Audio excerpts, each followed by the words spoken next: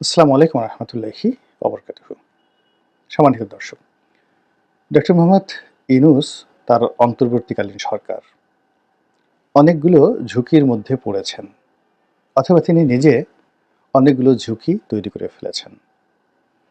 এখন এই ঝুঁকিগুলো তাকে মোকাবেলা করতে হবে, সমাধান করতে হবে, এবং তিনি যদি সুন্দরভাবে সমাধান করতে পারেন, তাহলে সারা বাংলাদেশে কিয়ামত পর্যন্ত তিনি অমর এবং অক্ষয় হয়ে থাকবেন।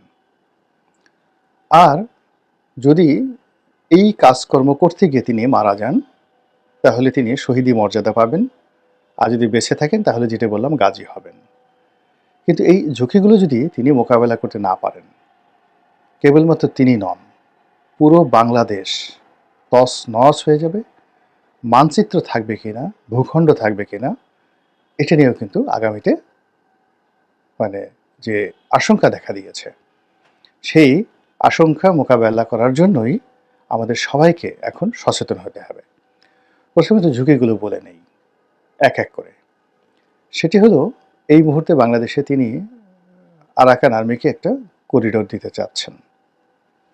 মূলত এখানে যে কথা বলা হচ্ছে, প্রথম কথা যেটি হলো যে আরাকান রাজ্যে যে সকল যুদ্ধাহত মানুষ রয়েছেন, অভাগী মানুষ রয়েছেন, অভাবী মানুষ রয়েছেন, যাদের জাতিসংঘের সাহায্য এবং সহযোগিতা দরকার, তো তাদেরকে এই বাংলাদেশের ভূমি ব্যবহার করে, অর্থাৎ আমেরিকা থেকে, লন্ডন থেকে, ইউরোপ থেকে, বিভিন্ন দেশ থেকে জাতিসংঘের ব্যানারে সাহায্য আসবে, এবং সেই সাহায্যগুলো তারা এই বাংলাদেশের ভূমিতে রাখবে, এবং এইগুলো এখান থেকে তারা সেই আরাকান রাজ্যে পাঠাবে। তো এটা যদি আপনি চিন্তা করেন যে জাতিসংঘের এই যে মহৎ কাজ, এই মহৎ কাজ কিন্তু তারা গাজাতে করতে পারছেন না, তারা সিরিয়াতে করতে পারছেন না। জাতিসংঘের ত্রাণবাহী ট্রাকগুলো দিনের পর দিন ইয়ামেনের হুতিদের এলাকাতে ঢুকতে পারছে না, অসংখ্য মানুষ সেখানে না খেয়ে মরছে। আর সেই ত্রাণবাহী, জাতিসংঘের ত্রাণবাহী যে ট্রাক, সে ট্রাকের উপর মার্কিন যুক্তরাষ্ট্র বোমা বর্ষণ করছে। এটা রিয়ালিটি ইয়ামেনের ক্ষেত্রে। সিরিয়ার ক্ষেত্রে একই অবস্থা। আর গাজার ক্ষেত্রে তো আপনি জানেন যে গাজাতে প্রায় 8,000 10,000 ট্রাক সেই বাইরে দাঁড়িয়ে আছে খাবার দাবার নিয়ে, আর ইসরায়েলি সৈন্য সেখানে তাদেরকে ঢুকতে দিচ্ছে না, আর মানুষজন সেখানে না খেয়ে মরছে। তো এই হলো মধ্যপ্রাচ্যে জাতিসংঘের ভূমিকা, এবং যাকে বলা হয় আমেরিকার ভূমিকা। অন্যদিকে আমাদের এই যে রোহিঙ্গাদেরকে আমরা যে আশ্রয় দিয়েছি, এখন দেখুন এই রোহিঙ্গাদেরকে যে টাকা দেওয়া হচ্ছে, শেখ হাসিনার জমানাতে অলমোস্ট 50 থেকে 60,000 কোটি টাকা আমাদের রাষ্ট্রীয় কোষাগার থেকে আমরা নিজস্ব টাকা আমরা এই রোহিঙ্গাদের পিছনে খরচ করেছি। এই রোহিঙ্গাদেরকে বাংলাদেশে ঢুকানোর পেছনে চীনের চক্রান্ত ছিল, ভারতের চক্রান্ত ছিল, এবং আমেরিকারও চক্রান্ত ছিল। কিন্তু চীন, ভারত এখানে চক্রান্তে তারা পিছিয়ে গেছে। এই সময়টিতে রোহিঙ্গা জনগোষ্ঠীর উপর সবচেয়ে বেশি প্রভাব বিস্তার করছে আমেরিকা। এবং এখানে আরাকান আর্মি যে যুদ্ধে, তারা এখনো পর্যন্ত সেখানে সফলতা অর্জন করেননি আরাকান রাজ্যে। তো তারপরেও তারা যে সফলতার যতটুকু দেখিয়েছেন, যে যুদ্ধ তারা চলছে, সেখানে আমেরিকা যে মদদ দিচ্ছে তাদেরকে, সেই মদদের জন্য সবাই জানে যে একটা চেইন দরকার। সেই চেইনটা, সাপ্লাই চেইনটা তারা ভারত দিয়ে করতে পারছেন না, সেই সাপ্লাই চেইনটা তারা মায়ানমার দিয়ে করতে পারছে না, সেই সাপ্লাই চেইনটা তারা চীন দিয়ে করতে পারছে না। তাদের এখন একমাত্র ভরসা হলো বাংলাদেশ। এবং এই বাংলাদেশের বে অফ বেঙ্গলের এই জায়গাতে একটা মার্কিন ঘাঁটি তৈরি করার জন্য আজকে দেখলাম পেপারে যে সেই মার্কিন ঘাঁটি তৈরি করার জন্য তারা 60-এর দশক থেকে চেষ্টা চালাচ্ছে। অর্থাৎ তারা যখন 1950 সালে বার্মা অ্যাক্ট করেছিল, তখন থেকে এখানে একটা আলাদা স্বতন্ত্র রাষ্ট্র করে বার্মাকে ভেঙে চীনের বুকের উপর আলাদা একটা তাদের মদত রাষ্ট্র করার জন্য তারা যে চেষ্টা করছিল, এবং সেখানে তখন তারা বঙ্গবন্ধু শেখ মুজিবুর রহমানের সাহায্য চেয়েছিল, এবং তিনি তখন সেটা দেননি। এবং আজকে একটা পেপারে দেখলাম সেই পুরনো সেই কাটিং, যে নিক্সন কেন শেখ মুজিবের উপর ক্রোধান্বিত ছিল। এখন সেই কাজটি তারা করতে চাচ্ছে, এবং তার সমস্ত দায় দায়িত্ব কিন্তু ডক্টর মোহাম্মদ ইউনূসের ঘাড়ের উপর এসেছে। এখন ওনার জন্য যে ঝুঁকি হলে উনি না করতে পারছেন না। উনি যদি এই পুরো বিষয়টি না করেন, এবং তার উপর থেকে যদি মার্কিন সমর্থন এই মুহূর্তে উঠে যায়, তাহলে তিনি ১ ঘন্টাও ক্ষমতা টিকতে পারবেন না এবং আর্মির সাথে, বিএনপির সাথে, অন্যান্য রাজনৈতিক দলের সাথে তাদের সম্পর্ক তো খারাপ হয়ে গেছেই। তার সঙ্গে আওয়ামী লীগ যে ওত পেতে আছে, ভারত যে ওত পেতে আছে, এটা রীতিমতো বাঘের থাবা হয়ে তার উপর এসে পড়বে। ফলে তিনি কোনো অবস্থাতেই আমেরিকাকে চটাতে পারছেন না। এটা হলো তার ১ম ঝুঁকি। ২ নম্বর হলো তার যে লজিস্টিক সাপোর্ট, সেই লজিস্টিক সাপোর্ট দিয়ে এটাকে একটা ডিপ্লোম্যাটিক আ জায়গাতে নিয়ে, অর্থাৎ ধরুন, ঠিক আছে আমি তোমাদেরকে করিডোর দেব, বাট শর্ত হলো এই যে আ তোমাদের সমস্ত ত্রাণগুলো এখন রোহিঙ্গারা যেখানে আছে তারা সেখানে চলে যাবে। ত্রাণগুলো সেখানে থাকবে, তোমরা জাতিসংঘ এখানে থাকুক। আর রোহিঙ্গারা যারা আছে তাদেরকে তোমরা জাস্ট আমাদের সীমান্তের উপরে যে নো ম্যানস ল্যান্ড আছে ওই জায়গাতে ওয়াল করে সেখানে রাখো। অনেকটা সেই ফিলিস্তিনিরা যেভাবে নো ম্যানস ল্যান্ডে আছে তারা ঠিক সেভাবে নো ম্যানস ল্যান্ডে জাতিসংঘের তত্ত্বাবধানে থাকুক, কিন্তু বাংলাদেশের ভূমিতে নয়। তবে বাংলাদেশের ভূমিতে যদি জাতিসংঘ তাদের ত্রাণ শিবির স্থাপন করতে চায়, ক্যাম্প স্থাপন করতে চায়, এটা হতে পারে এবং এই ক্যাম্প থেকে সরাসরি রোহিঙ্গাদের কাছে গেল, আবার রোহিঙ্গাদের সেই ক্যাম্প হয়ে এরপরে অন্যান্য রোহিঙ্গারা যারা রয়েছেন আরাকানে, বুদ্ধিস্টরা রয়েছে যেখানে জাতিসংঘ ত্রাণ দিতে যায়, সেই কাজটা তারা করতে পারে। এই কাজটি যদি উনি করতে পারেন, আমার বিশ্বাস যে তিনি অমরত্ব লাভ করবেন, ভীষণ রকম অমরত্ব লাভ করবেন। এবং এখন তাকে নিয়ে যে সকল কথাবার্তা হচ্ছে যে তিনি আমেরিকার তাবেদার, তিনি আমেরিকাকে একটা সুযোগ দিচ্ছেন, তিনি আমেরিকাকে সেন্ট মার্টিন দিয়ে দিবেন, তিনি এখানে একটা খ্রিস্টান রাজ্য প্রতিষ্ঠা করবেন, তিনি আরেকটা নোবেলের জন্য কাজ করছেন, ইত্যাদি নানা রকম যে প্রোপাগান্ডাগুলো চলছে, এগুলো সবগুলোর যাকে বলা হয় মুখে রীতিমতো চুনকালি পড়ে যাবে যদি তিনি এই কথাগুলো খুব স্পষ্টভাবে পাবলিকলি বলেন যে আমরা জাতিসংঘকে অবশ্যই করিডোর দেব মানবিক সহায়তার জন্য। শর্ত ১, সেটা হলো যে এই রোহিঙ্গা যারা আছেন তাদেরকে আগামী এতদিনের মধ্যে এই বাংলাদেশের সীমানা পেরিয়ে নো ম্যানস ল্যান্ড যেটা রয়েছে, প্রায় ২০০ কিলোমিটার আমাদের যে সীমান্ত রয়েছে আরাকানের সঙ্গে, মায়ানমারের সঙ্গে, এই ২০০ কিলোমিটার সীমানার যে নো ম্যানস ল্যান্ড রয়েছে সেখানে আমরা এই রোহিঙ্গাদেরকে স্থানান্তর করব জাতিসংঘের তত্ত্বাবধানে। এটা হলো প্রথম শর্ত। দ্বিতীয় শর্ত হলো যে এই করিডোর ব্যবহৃত হবে একটা নির্দিষ্ট সময়ের জন্য কেবলই মাত্র ত্রাণ সামগ্রী ব্যবহার করার জন্য, এবং এই ত্রাণ সামগ্রী এখানে রিসিভ চেকিং, সিকিউরিটি চেকিং সব কিছু করবে বাংলাদেশ সেনাবাহিনী। তারপর সেনাবাহিনী এগুলো রিসিভ করার পরে এগুলো স্থানীয় জাতিসংঘ কর্মকর্তাদের হাতে হস্তান্তর করবে। তারা তাদের মতো করে আবার সীমান্তের উপরে যখন তারা এগুলো নেবেন, করিডোর দিয়ে ব্যবহার করুন, সেই করিডোর যখন খুলে দেওয়া হবে ওই করিডোরের পুরো দায়িত্ব থাকবে বাংলাদেশ সেনাবাহিনীর হাতে। অর্থাৎ ধরুন আজকে ১,০০০ ট্রাক বাংলাদেশ থেকে মায়ানমারে যাবে জাতিসংঘের মালামাল নিয়ে। এখন এই মালামালগুলো যে জাহাজ থেকে খালাস হলো, যা কিছু হলো, এটা রিসিভ করলো কে? বাংলাদেশ সেনাবাহিনী।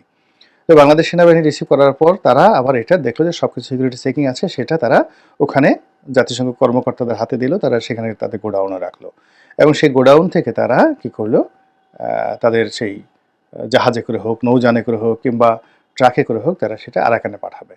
তো আরাকানে পাঠানোর জন্য বাংলাদেশ সীমান্ত দিয়ে আরাকানের মধ্যে ঢোকার জন্য যে করিডোরটা, সেটার একটা গেট থাকবে। সেই গেটের নিয়ন্ত্রণ কাদের হাতে থাকবে? সেনাবাহিনীর হাতে থাকবে এবং সেই গেটটি একটা নির্দিষ্ট সময়ে খোলা হবে। ত্রাণগুলো যখন যাবে তখন খোলা হবে, আবার ত্রাণগুলো যাওয়ার পরে সঙ্গে সঙ্গে সেটা বন্ধ করে দেওয়া হবে। আবার ওখান থেকে যখন ট্রাকগুলো আসবে সেগুলোর সিকিউরিটি চেক হবে এবং স্পষ্ট থাকবে যে কোনো সামরিক সরঞ্জামাদি আনা নেওয়া এবং স্থানীয় কোনো বাসিন্দা, বাংলাদেশি হোক কিংবা মায়ানমারের হোক, তারা কেবলমাত্র জাতিসংঘের কর্মকর্তা কর্মচারী ছাড়া এই গেট দিয়ে এপারে ওপারে যাতায়াত করার ক্ষমতা, সুযোগ কারোরই থাকবে না। এই কথাগুলো যদি তিনি এই মুহূর্তে বলতে পারেন, সঙ্গে সঙ্গে তার সম্পর্কে মানুষের যে এখন বিতর্ক হচ্ছে, এটা দূর হয়ে যাবে এবং তিনি রীতিমতো গাজীতে রূপান্তরিত হয়ে পড়বেন এবং এই করিডোর নিয়ে কেউ কিন্তু টুশব্দ করবে না, বরং এই করিডোর দেওয়াটাকে মানুষ মনে করবে যে ডক্টর মোহাম্মদ ইউনূসের মতো একজন লোক না হলে এই কাজটি কিয়ামত পর্যন্ত বাংলাদেশে কেউ করতে পারতো না, হাসিনা খালেদা কেউ করতে পারতেন না। তো এই গেল একটা ঝুঁকি। ২ নম্বর হলো ভারতের সঙ্গে তার যে বন্দোবস্ত বা তার যে সমস্যাগুলো আছে, সেই সমস্যাগুলো তাকে খুব খোলামেলা বলতে হবে। আমি আসলে এই কাজগুলো করতে চাই, যেগুলো তিনি পারবেন না। শেখ হাসিনাকে আনা, তার মুখ বন্ধ করা, তাকে বিচার করা, এই সমস্ত বোগাস কথাবার্তা না বলে তাদের যেটা হলো ভারতের সঙ্গে কী সম্পর্ক থাকবে আর কী সম্পর্ক থাকবে না। যদি সম্পর্ক থাকে ভালো কথা, আর যদি না থাকে তাহলে সীমান্ত বন্ধ করে দিয়ে একেবারে পরিপূর্ণভাবে ভারত বিরোধী একটা যে সেন্টিমেন্ট, সেই সেন্টিমেন্টকে যদি তিনি ধারণ করেন, তাহলে তার বিরুদ্ধে কথা বলার মতো বাংলাদেশে কোনো লোক থাকবে না। তিনি যদি বলেন যে না ঠিক আছে, ভারতের সঙ্গে আমি চেষ্টা করেছি বন্ধুত্ব করার জন্য, তারা আওয়ামী লীগকে নিয়ে থাকবে, তারা শেখ হাসিনাকে নিয়ে থাকবে, থাকুক না, অসুবিধা কী? আমরা সেটা না, আমরা আমাদের সীমান্ত বন্ধ করে দিলাম। ভারত যেভাবে বন্ধ করেছে আমাদের বাংলাদেশি নাগরিকদের জন্য, আমরাও ভারতীয় নাগরিকদের জন্য সীমান্ত বন্ধ করে দিলাম। কোনো কিছু করার দরকার নেই। এবং ভারত যদি আমাদেরকে চোখ রাঙায় দেয়, আমরাও দেবো। তারা যদি যুদ্ধ করে, আমরাও যুদ্ধ করব। আবার যদি আগামী তারা বন্ধুত্ব করতে চায়, আমরাও তাদের সঙ্গে বন্ধুত্ব করব। স্রেফ বাংলা কথা। তারা যদি তিস্তার পানি না দেয়, আমরা এখানে তিস্তা ব্যারেজ নির্মাণ করব। এই কথাগুলো তিনি যদি খুব ৩ থেকে ৪টি পয়েন্টে খোলামেলা বলে দেন এবং সেটা স্ট্রং থাকেন, তাহলে লোকজন একেবারে তাকে বাঁচলে শহীদ, মরলে গাজী, এই অবস্থা তাকে গ্রহণ করবে। থার্ডলি হলো ইকোনমিক যে দুরবস্থা, এটার জন্য তাকে খুব স্ট্রং হতে হবে। ইতিমধ্যে দেখেন বেক্সিমকোর যে গার্মেন্টসগুলো বন্ধ হয়ে গেছে, 40,000 লোক বেকার। 5 জন করে যদি হয় 2 লাখ সদস্য, অর্থাৎ 40,000 লোক বেক্সিমকোতে চাকরি করতো, যাদের সহায় সম্পত্তি, খানাপিনা সব এই প্রতিষ্ঠান থেকে আসতো। তারা এখন বেকার। তাদের এক একজনের পরিবারে 5 জন করে সদস্য থাকলে 2 লাখ লোক এই বিপদের মধ্যে পড়েছে। একই অবস্থা এসালমে, একই অবস্থা তৈরি হয়ে যাচ্ছে বসুন্ধরার ক্ষেত্রে, একই অবস্থা তৈরি হয়ে যাচ্ছে মেঘনা গ্রুপের ক্ষেত্রে। এই 4টে গ্রুপে যদি অ্যাটলিস্ট ধরেন একেবারে 2 লাখ লোকের কর্মসংস্থান হয়ে থাকে এই 4টি প্রতিষ্ঠানে, এরপরে তাদের নেক্সট টার্গেট যেটা হামিমের পিছনে ঘুরছে। এবং দেখেন 111-এর সময় কিন্তু মঈনুদ্দিন ফখরুদ্দিনের 1 নম্বর ভুল ছিল, তারা এই ব্যবসায়ীদেরকে তারা যাকে বলা হয় শেষ করে দিয়েছিল। এবং একই সমস্যা হয়েছিল কিন্তু পাল জমানায় ও সেনদের জমানায়, রাজা বল্লান সেনের জমানায়। তো বল্লান সেনের জামানাতে যেটা হয়েছিল কি, বল্লান সেনের জামানাতে বাংলাদেশের যত ব্যবসা বাণিজ্য সব কিন্তু ভারতীয় গুজরাটিরা করতো, বড় বড় ব্যবসায়ীরা করতো। তো বল্লান সেনের সঙ্গে তখন তাদের সেই মতদ্বৈততা শুরু হলো। তখন বল্লান সেন করলেন কি, তাদের সোশ্যাল যে স্ট্যাটাসটা, সেই সোশ্যাল স্ট্যাটাসটা তিনি কমিয়ে দিলেন। অর্থাৎ তারা সরাসরি যুদ্ধ করতে পারবে না, তারা সরাসরি যাকে বলা হয় পুজো করতে পারবে না, তাদের ব্রাহ্মণদের মাধ্যমে পুজো করতে হবে। অর্থাৎ এই যে আমাদের এই সমাজে যে শ্রেণী বৈষম্য, ব্রাহ্মণ, শূদ্র, বৈশ্য, তো এখানে রাষ্ট্রের ব্যবসায়ী যে সম্প্রদায়, তাদেরকে বল্লান সেন, সেন বংশের রাজা বল্লান সেন এই প্রথম এখানে সরকারিভাবে, যেটা আর্য জমানাতে হয়েছিল, ওটাকে তিনি গভর্নমেন্টালি তিনি এটা অ্যাডপ্ট করলেন। এর কারণ হলো তিনি যাদের কাছ থেকে, অর্থাৎ পাল জামানাতে যাদের কাছ থেকে ক্ষমতা পেয়েছিলেন, এখন এই বাংলাদেশের মতোই, সেক্ষেত্রে পাল জামানাতে 400 বছর যাবৎ পালেরা যে রাজত্ব চালিয়েছে, তখন সকল ব্যবসায়ীরা ছিল সেই পাল বংশের মদতপুষ্ট। ফলে তিনি তাদেরকে সন্দেহ করলেন, সন্দেহ করে তিনি সেই তাদের সাথে সরাসরি ফাইট না করে তাদেরকে সামাজিকভাবে অপদস্থ করলেন। অপদস্থ করে প্রথমে ব্রাহ্মণদের রাখলেন, তারপরে যারা সৈন্য রাজা তাদেরকে রাখলেন ক্ষত্রিয় হিসেবে, আর 3 নম্বরে দিয়ে দিলেন বৈশ্যদেরকে। ফলে কি হলো, বল্লান সেনের জমানাতে বাংলাদেশের সবচেয়ে বড় বড় ব্যবসায়ীরা, মার্চেন্টরা, যারা 400 বছর পাল সাম্রাজ্যকে টিকিয়ে রেখেছিল, এবং যারা এই বাংলাদেশের বড় বড় বিশ্ববিদ্যালয়, এই পাহাড়পুর বিশ্ববিদ্যালয়, তক্ষশিলা, বিক্রমশিলা, তারপর সে নালন্দা, এই সকল কিছু মানে শিক্ষা সভ্যতার পাদপীঠ ছিল এই বাংলা, বিহার, উড়িষ্যা।